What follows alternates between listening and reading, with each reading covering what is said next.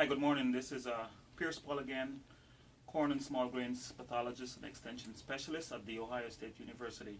And today I'm going to continue videos in the series on growth stage in the wheat plant. And today we're going to talk about the heading growth stage.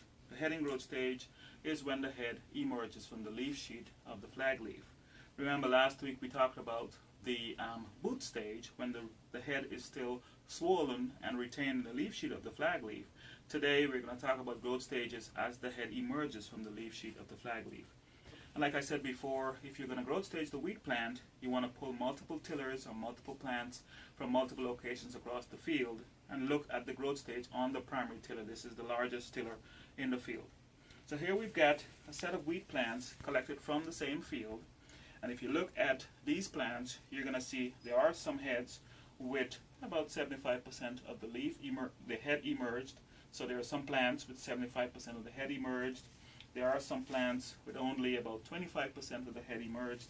And then there are some plants with the head entirely out. So this is the same field. And that's one of the things you need to keep in mind as you growth stage the wheat plant. There are going to be lots of variability in your field, and you want to look at multiple tillers from multiple locations so that you can determine your growth stage. So like I said, we're going to talk about the heading growth stage, and last week when we looked at the boot stage, we looked at the head retained in the leaf sheet, swollen in the leaf sheet of the flag leaf.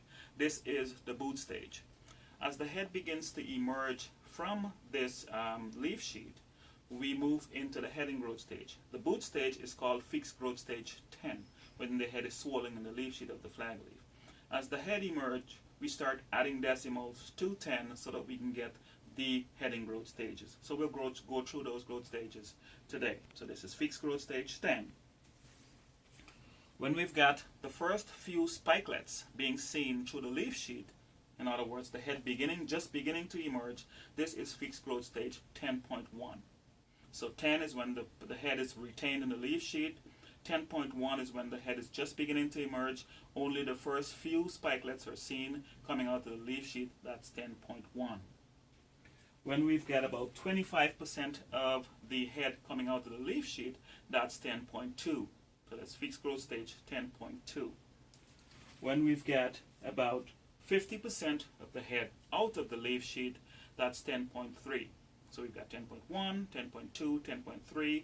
10.3 is when about 50% of the head is out of the leaf sheet. So here's the leaf sheet, about 50% of the head is out. That's 10.3. We move on to 10.4. When we've got 10.4, we've got about 75% of the head out of the leaf sheet. That's fixed growth stage 10.4. And when the head is fully emerged, we've got fixed growth stage 10.5. So here's an example. The head's fully emerged, entirely out of the leaf sheet. This is fixed growth stage 10.5.